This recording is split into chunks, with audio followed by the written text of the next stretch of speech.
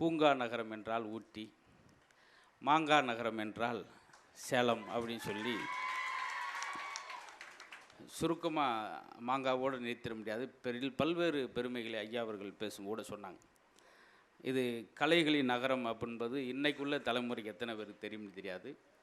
Ellis Dungan அப்படின்ற ஒரு இயக்குனர், ஒரு ப்ரொடியூசர், எம்ஜிஆர் அவர்களை இந்த நாட்டிற்கு தந்த ஊர் சேலம். இங்கே தான் மாடர்ன் தியேட்டர்ஸ் மூலம் அவர் முதல்ல கதாநாயகனாக நடித்த ஊர். இப்படி பெருமைகளை கொண்ட இந்த மாநகரத்தில் மனம் மாமன்றம் இயல் இசை நாடக சமூக பேரவை உருவாக்கி இத்தனை ஆண்டு காலம் தொடங்குவது ஈஸியாக ஆரம்பிச்சு போடலாம். ஆனால் அதை தொடர்ச்சியாக பிசிறில்லாமல் நேர்த்தியாக கொண்டு செல்வது ரொம்ப கடினம். நம்ம ஒரு நாள் உட்காந்து ஈஸியாக ஒரு 2 வார்த்தைகள் அவங்கள புகழ்ந்து பேசிட்டு போயிடலாம். ஆனால் நடத்துகிறவங்களுக்கு தான் அந்த சிரமம் தெரியும். இதை லாப நோக்கற்று ஒரு நாளைக்கு வாடகை கொடுத்தா எவ்வளோ வரும் அப்படின்னு தான் யோசிப்பாங்க. ஆனால் அதெல்லாம் இல்லாமல் நிரம்ப இந்த அரங்கம் பல்வேறு தகவல்களை, இலக்கியங்களை கேட்டு சுவைக்கிற அளவுக்கு இதை ஒரு கோயிலாக வடிவமைத்து கொடுத்து கொண்டிருக்கக்கூடிய இதனுடைய தலைவர், சண்முகா மருத்துவமனையினுடைய சேர்மன் மரியாதைக்குரிய ஐயா பன்னீர்செல்வம் ஐயா அவர்களுக்கு என்னுடைய பணிவான நன்றியும் அன்பையும் வணக்கத்தையும் எங்கள் குழுவின் சார்பில் சொல்லிவிட்டு, அதே போல் செயலாளர் எல்லாரும் புகழ்ந்தோம். அதில் சும்மா போகிற போக்கில் திருப்பி அப்படி பிரட்டி பார்த்தேன். செயல்கள் அப்படின்னு ஒரு வார்த்தை ஒரு பாட்டு வச்சுருக்கார். செயல் பேசுகிற வார்த்தையை விட பவர் அதிகம்னு சொல்லி. ஆனால் உள்ளே படிக்கும்போது அவ்வளோ எளிமையான புத்தகம் நம்ம நினச்சிடாதீங்க. ஏன்னா நூல் மீது நடப்பதை விட கடினம் நூல் எழுதுவது. அதனால் எல்லாரும் சும்மா கொடுங்க, ஒரு அரை மணி நேரம் படித்து தரேன்னு யாரும் வாங்காங்க. அது ஒரு எழுத்தாலே ஒரு கவிஞரை நம்ம அவமதிப்பதற்கு காரணமாக இருக்கும். அது என்னமோ அந்த விலை கொடுத்துப்பா. நிறைய இடத்துல அப்படித்தான் 2 நாள் படித்து செராக்ஸ்லாம் எடுத்துகிட்டு வரும். என் ஃப்ரெண்டு ஒருத்தர் வெள்ளை பேப்பரை செராக்ஸ் எடுத்துகிட்டு வந்தேன், கொடுங்கண்ணே ஒரு 5 காப்பி எடுத்துகிட்டு வரேன். அது எப்படி வெள்ளை பேப்பர் அப்படிலாம் ஆள் இருக்காங்க. அதில் ஒரு எழுத்தாளரே, ஒரு படைப்பாளியை மதிக்கிற விதமே அதுதான். நிரம்ப எனக்கு இதுதான் அறிமுகம், முதல் மேடை. பார்த்துருக்கிறேன், பேசுவேன், நிறையா ஒரு பட்டிமன்றங்கள் கேட்பேன். பட்டிமன்றங்கள் கொஞ்சம் இறங்கி போகிற நேரத்தில் அதை இறங்க விடாமல் முழுமையாக சரியாக கண்ணியத்தோடு நடத்துகிற நடுவர்களில் இந்த தலைமுறைக்கு கிடைச்சிருக்க அருமையான நடுவர் தான் நம்முடைய கலை அமுதன் ஐயா அவர்கள். அவர்களுக்கு பெரிய பாராட்டு இங்கே இருக்கிற பெருமக்கள்லாம் செஞ்சுருக்காங்க. அவர் ஒரு குழந்தை மாதிரி நீங்கள் தத்தெடுத்து செஞ்சால் எனக்கு பெரிய மகிழ்ச்சி. உளமாற அப்படியாப்பட்ட மனிதருக்கு ஊக்குவிக்கும். பேர் அப்படி அமைஞ்சிருக்குவார். எப்படி தான் அவங்க அப்பா அம்மா யோசித்து வச்சாங்களோ, கலை அமுதன். எங்கள் ஊரில் அப்படி சம்மந்தம் இல்லாமல் பேர் தான் இருக்கும். பிஸியாகவே இருப்பாள், அவளுக்கு பேர் பிரியான்னு பேர் வச்சுருப்பான். பார்த்தீங்களா எப்படி வச்சுருக்கணும், சம்மந்தம் இல்லாமல். இதுதான் உண்மையான ரசனை உள்ள பேர். ஒரு முகமே சரியாக இருக்காது, அவருக்கு 6 முகம்னு வச்சுருப்பாங்க. யாரும் பேர் இருந்தால் கோச்சிக்கிறாங்க, மண்ணை வார்த்தி ஊற்றுறாங்க வார்த்தைக்கு. ஏன்னா அந்த நகைச்சி வேஸ்ட்டாக போகக்கூடாதுன்றக்க நான் அப்புறம் எங்கே சொல்கிறது. அந்த அளவுக்கு ஐயா அவர்கள் நிறைய பேசணும். இது மாதிரி நிரம்ப புத்தகங்களை வெளியிடணும், இந்த அரங்கம் கொண்டாடணும். சேலத்திலும் எழுத்தாளர் இருக்காங்கன்றதுக்கு இது ஒரு முன்னுதாரணமாக. இங்கே வந்திருக்கிற சிறப்பு விருந்தினர், சட்டமன்ற உறுப்பினர் திரு குகை இலக்கிய நண்பர்கள் அமைப்பினுடைய செயலாளர், மரியாதைக்குரிய பண்பாளர் திரு பாலசுப்ரமணிய ஐயா அவர்களுக்கும் எங்கள் குழுவின் சார்பில் அன்பான நன்றியும், அதேபோல் நம்ம சென்ட்ரல் சட்டக்கல்லூரி தலைவர் மற்றும் பார் கவுன்சில் இணைத்தலைவர் மரியாதைக்குரிய திரு சரவணன் சார் அவர்களுக்கும், சுவாமி அந்தமான்லேருந்து வந்திருக்காங்க, பெருமக்கள் முன்னாடி நிரம்ப இருக்காங்க. அவங்க சொன்னதான் நிறைவு பகுதியில் பட்டிமன்றம் கொடுத்துருக்காங்க. அந்த குறிப்பிட்ட நேரத்துக்குள்ளே வேகமாக நாங்கள் கொண்டு செல்ல வேண்டிய கட்டாயம் இருக்குது. என்ன காரணம், கடைசி பேச்சாளருக்கு ஆள் இல்லாமல் போயிடக்கூடாது. ஏன்னா நீங்கள் கஷ்டப்பட்டு கூட்டத்தை கூட்டியிருக்கீங்க, கூட்டத்தை கலைக்கிற வேலை எங்கள் வேலையாகிடக்கூடாது. அதில் கதவெல்லாம் இருக்குமா போட்டு சொல்லியிருக்கோம் சார். இதான் சார், இன்னும் பெருமக்கள் இந்த நிகழ்வு நடந்தேறுவதற்கு எல்லா வகையிலும் காரணமாக இருக்கக்கூடிய அனைவருக்கும் நன்றியை சொல்லிட்டு, இப்படி தான் ரசனை சார்.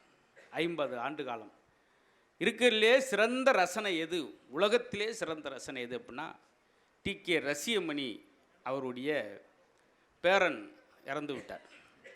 அதற்கு நிறையா இரங்கல்பா வந்துச்சு, கவிதை வந்துச்சு. அதை படிச்சுட்டு ஒன்று சொன்னார் சார், அதுதான் இருக்கிறதுலே உலகத்தில் எனக்கு தெரிஞ்சு சொல்கிறேன் ரசனையின் உச்சக்கட்டம் என்பது. அதை படிச்சுட்டு தம் பேரை இறந்துக்கு வந்த இரங்கல்பாவை படிச்சுட்டு டி.கே. ரசியமணி என்ன சொன்னார் தெரியுமா?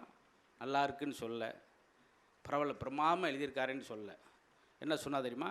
இவ்வளவு ஒரு அழகான கவிதை கிடைக்கும் என்றால் நான் இன்னும் ஒரு பேரனை கூட இழக்க தயார்னு ஒரு மனுஷன் சொல்வானா சார்? அப்படி அந்த அளவுக்கு இதில் யாரும் பொதுநலம் இல்லாமல், சுயநலம் இல்லாமல், பொதுநலத்தோடு இங்கே இருக்கிற பெரியவங்க அத்தனை பேருக்கு தான். அதனால் அதை திரும்ப திரும்ப நன்றி சொல்கிறது. நல்ல மேடை, ரொம்ப ஆவலோடு இது மேடையில் பேசுவங்களாம் சொன்னாங்க. அப்படி இப்படின்னு என்னை சொல்ல சொல்ல எனக்கு பதட்டம் கூடிக்கிட்டே இருந்துச்சு. இதெல்லாம் நம்ம செஞ்சுருவோமா அப்படின்னு. இங்கே வாதம் செய்யக்கூடியவங்க தீவிரமான வாதம் செய்வாங்க, ஆனால் தீவிரவாதம் செய்ய மாட்டாங்க. இப்போல்லாம் முன்ன மாதிரி பெரிய கதையை சொல்லி நகைச்சுவை சொல்லலாம் சிரிக்க மாட்டேங்கிறாங்க சார். தீவிரவாதம் தீவிரமான வாதம் அப்படின்னா தான் எடுக்கு. அந்த மாத்திரை அளவுன்னு தமிழில் ஒரு 1.5 நிமிஷத்துக்குள்ள நகைச்சுவை முடிக்கணும், இல்லாட்டி எந்திரிச்சிடா துண்டை உதவி. தாத்தா பொசுக்குன்னு போயிட்டார், அப்புறம் பொசிக்கிட்டோம், அவ்வளோதான். இதுக்கு மேலே நீட்டினோம்னா உட்கார மாட்டேங்கிறேன். நான் அதுக்காக பயந்து இந்த மக்களை கட்டி காக்க வேண்டிய பொறுப்பு இருக்குது. அதனால் எதுக்கு சார் இப்படி ஒரு அழகான மனம் மாமன்றத்தில் நகைச்சுவைக்கு என்ன வேலை அப்படின்னு கேட்காங்க. இருக்கிறதுலேயே நான் நிரம்ப அதை நகைச்சுவை ரீதியாக படிக்கும்போது ஒரு ஆச்சரியமான செய்தியும் படித்தேன். 3ஆம் உலகப் போரை நிறுத்தியதே ஒரு நகைச்சுவை அப்படின்னு சொல்லி ஒரு கருத்து உண்டு. தமிழருமை ஐயாவோ ஒரு மிகச்சிறந்த எழுத்தாளர் எழுதி நான் படித்தேன். என்ன செய்யும், நான் அடிக்கடி மேடையில் சொல்கிறது ஒன்று தான். இன்றைக்கி இந்த பரபரப்பான மனிதன் எந்திரமாக மாறிக்கிட்டு இருக்கப்ப இந்த நகைச்சுவை ஏன் அவசியம் என்றால், 1 நிமிட சிரிப்பு 1 கிராம் தங்கத்தை விட விலை உயர்ந்தது. பரவாயில்ல, நம்ம செவிலியர் குழந்தைகள் இருக்கிறனால எனக்கு வேலை ஈஸியாக போச்சு. நான் சவுண்டை உயர்த்தினாலே கைதிட்டுறாங்க. அப்படி நம்ம பட்டிமன்றத்தில் பழக்கி வச்சுருக்கோம். அதனால் வெறுமனே நகைச்சுவையாக இல்லாமல் எப்பவுமே கலையமுதன் ஐயா அவர்களுடைய பட்டிமன்றம் சிறப்பாக இருக்குது. இன்றைக்கி எனக்கு ரொம்ப அறிமுகங்களாட்டி என்னை இந்த மேடைக்கு வரணும்னு ஆசைப்பட்டார் பார்த்தீங்களா, அதற்காக நான் நன்றி சொல்லிக்கிறேன். பாருங்கள், கரெக்டாக ஒரு மருத்துவமனையில் எல்லாரும் அவங்களுடைய புகைப்படத்திற்கும் அன்னை தெரசா ஒரு ரயில் பயணத்தில், என புத்தக வெளியீட்டு விழா நடந்ததுனால அது ரீதியாக ஒன்று சொல்லிக்கிறேன். ஒரு ரயில் பயணத்தின் போது அவங்க ஒரு புத்தகத்தை படிச்சுட்டு தெரசாவாக மாறலை, ஒரே ஒரு வரி, அந்த வரியை படிச்சுட்டு தான் அன்னை தெரசாவாக மாறினார்கள். என்னன்னா, இந்த பூமியில் நீ பிறந்ததற்கான கூலி நீ பிறருக்கு செய்யும் சேவை, அந்த ஒரு வரி தான் அன்னை தெரசா மாட்டுச்சு. அப்படி தூய்மையான பணி, அப்படியாப்பட்ட கல்லூரியில் எங்களுடைய நிகழ்வு நடக்கிறதுல பேரின்பம், மகிழ்ச்சி. எல்லாரும் சிரித்தா மருத்துவரே தேவையில்லைன்னுவாங்க, ஆனால் மருத்துவரே எங்களை சிரிக்க வச்சு நோயாளிகளை 2 விஷயத்தில் குணப்படுத்துகிறார் பாருங்க. மனது ரீதியாகவும் குணப்படுத்துகிறார், உடல் ரீதியாகவும் குணப்படுத்துகிற ஒரு மருத்துவர் கிடைக்கிற அரிது. நல்லா ஒரு டாக்டர்கிட்ட போனேன். டாக்டர், காது சரியாக கேட்க மாட்டேன்னு, நெஞ்சு வலியை சரி பண்ணிடுவோம் 2 நாளில் அப்படின்றார். மிஷின் எடுத்து மாட்டுங்க சார்னு சொல்லி அவருக்கு மாட்டி விட்ட பின்னாடி அப்புறம் சொன்னேன், காது சரியாக கேட்க மாட்டேன் டாக்டர் அப்படின்னேன். சரி, பக்கத்தில் போடுங்க சார். என்ன வயசு? 44 சார். 44 வருஷம் நீங்கள் சொல்லி கேட்காத காது, நேற்று நான் சொல்லியாப்பா கேட்க போகுது. காப்பி சாப்பிட்றீங்களா அப்படின்னு காப்பி கொடுத்து அனுப்பிச்சி விட்டா சார். பார்த்தீங்களா, இப்படி தான் பார்த்துருக்கோம். இப்படி வேணும் சார், இப்படி மருத்துவர்கள். இந்த இடம் எப்போவுமே ஹாஸ்பிட்டல்னாவே ஒரு சீரியஸாக இருக்கிற இடம், ஆனால் அங்கே எவ்வளோ மகிழ்ச்சியை பார்த்தீங்களா, சிரிப்பு சத்தம் பார்த்தீங்களா, ரொம்ப புனிதமாக அந்த இடமே கோயில் மாதிரி போயிருக்கிறது. அடுத்தடுத்த தலைமுறைகள் அவருடைய புதல்வர் அவர்களும் இதை மேலெடுத்து இந்த இலக்கியம் தமிழ் ரொம்ப இருக்குன்னு சார். இயல், இசை, நாடகம், இந்த நாடகத்துக்கும் இயலுக்கு நடுவில் இசையை வச்சுருக்காங்க பார்த்தீங்களா, 2க்கும் உயிர் தர்றது அதான் சார். உலகத்தில் 6800க்கும் மேற்பட்ட மொழிகள் இருக்குது. அந்த மொழிகள்லேயே அமெரிக்க ஐநா சபை என்ட்ரன்ஸ் அந்த நுழைவாயில் ஒரு வாசகம் எழுதுனா யாரையும் காயப்படுத்தாத புனிதமான தூய்மையான வார்த்தையாக இருக்கணும். அப்படியாப்பட்ட வார்த்தை இந்த 6800க்கும் மேற்பட்ட மொழிகளில் எந்த மொழியில் இருக்குன்னு தேடி ஆராய்ச்சி பண்ணி என்ன அந்த ஐநா சபை வாசல் எழுதி போட்டாங்க தெரியுமா? யாதும் ஊரே யாவரும் கேளின்னு எழுதினாங்க சார். இது போதும் சார். அதுக்காகத்தான் சார் தமிழை கொண்டாடுறோம், அதுக்காகத்தான் விழா வைக்கிறோம் சார். ஏன் இந்த மொழியில் சொல்லியிருக்கலாம்ல, முடியலை பாருங்கள். அதுவும் கவிஞர் பூங்குன்றனார் மதுரைக்கார் எழுதிய மொழி. இப்படி நிரம்ப விஷயங்கள்லாம் இந்த பட்டிமன்றத்தில் கேட்க போகிறீங்க. எனக்கு என்ன பெரிய நெருக்கடினா, நிரம்ப கல்வியாளர்கள், தமிழ் அறிஞர்கள் பெருமக்கள்லாம் உட்கார்ந்துருக்கும்போது என்னை பேச விட்டு அவங்க கைதட்டுறதே எல்லாருக்கும் அந்த மனநிலை வராது சார்.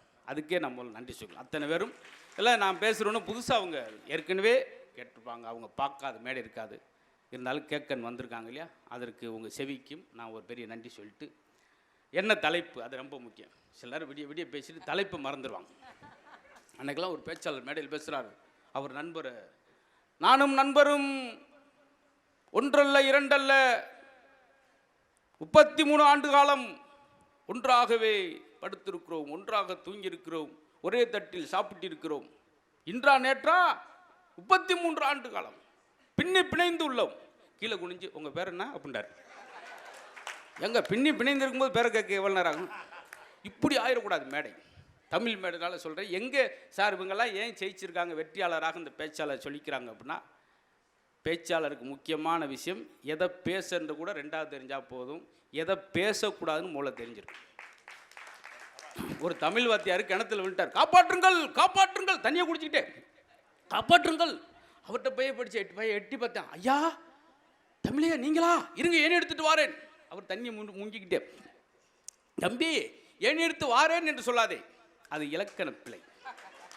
நான் ஏணி எடுத்து வருவேன் என்று சொல்ல வேண்டும். நீ உள்ளே கடையிலே உனக்கு போய் சொன்னேன் பாருன்னு போய்ட்டு. இங்கே கிராமர் இலக்கணம் கொஞ்சம் தேவையில்லாத இடம் தான் பேசிட்டார். வேறு என்ன சொல்கிறீங்க? இன்றைக்கெல்லாம் சார் நியரஸ்ட் ஆன்சர் இருந்தால் போதும் சார். பசங்கள்கிட்ட அவளை எதிர்பார்த்தா பெர்ஃபெக்டாலாம் முடியாது. ஓரளவு பரவாயில்ல. வாத்தியாரே கேட்குறார், குமரேசா எந்திரி சார், 7 7 எவ்வளோ உண்டார்? பட்ட பட்ட பட்டன்னு வெறுத்துட்டான். ஏன்னா திடீர்னு கேட்டால், எப்பவுமே நீங்கள் ஸ்கூலில் வாருங்கள், நம்மளுக்கு தெரிஞ்ச கொஸ்டினை பக்கத்தில் கேட்பாங்க, நம்மளுக்கு தெரியாது நம்மகிட்ட வரும். 10 மார்க் படிச்சுட்டு போயிருப்பான், அது 1 வேர்டில் கேட்பாங்க. 1 வேர்டு படிச்சுட்டு போயிருப்பான், 15 மார்க்கில் கட்டு வச்சுருப்பான். அது மாதிரி 7 7 எவ்வளோ உண்டார்? பட்ட பட்டன்னு வேர்த்து கண்ணு மொழி பிதுங்கி திடீர்னு கேட்டிங்களே சார், இதுக்கு என்ன ஃபோன் பண்ணியா சொல்ல முடியும், இல்லை மெயில் அனுப்ப முடியுமா? 7 7 26 அப்படின்னா வெரி குட் அப்படின்ட்டுருக்கார். பக்கத்தில் இந்த படவரண்டு வேர்த்துட்டாங்க. சார் 7 7 14 28ன்றீங்க, அதுக்கு வெரி குட்ன்றீங்க. நேற்று 43ன்றா, இன்னைக்கு ஓரளவு 28 வந்திருக்கான். இந்த வாரம் சனிக்கிழமை வந்துடுவான் கரெக்டாக. போதும், அந்த அளவுக்கு வந்தாலே போதும். அப்படி ஆச்சரியப்படுத்துகிற பசங்க. அதனால தான் இந்த பேச்சாளர்கள் ஜெயிச்சிருக்காங்க. இந்த நல்ல மேடையில் எனக்கெல்லாம் நாங்கள் பொதுவாக பேச்சு ஐயாவாக இருக்கட்டும், எல்லோரும் என்ன எதிர்பார்ப்போம்னா, நல்ல ரசிகர் கிடைக்க மாட்டாங்களான்னு ஏங்குவோம். அதான் முக்கியம். நீங்கள் இருக்கையிலும் இருக்கிறீர்கள், அதே நேரத்தில் இரு கையிலும் இருக்கிறீர்கள். இது எங்களுக்கு பெரிய விஷயம். ஆக மொத்தம் இது இரு கையில்லை, எங்கள் கைதிட்டோல் அது திருக்கை என்று நாங்களால் இது 2ஓட முடிச்சிருந்துருக்கலாம். இந்த திருக்கை 3வது சேர்த்து நானாக என் கைதட்டை குறைச்சிக்கிட்டேன் சார்.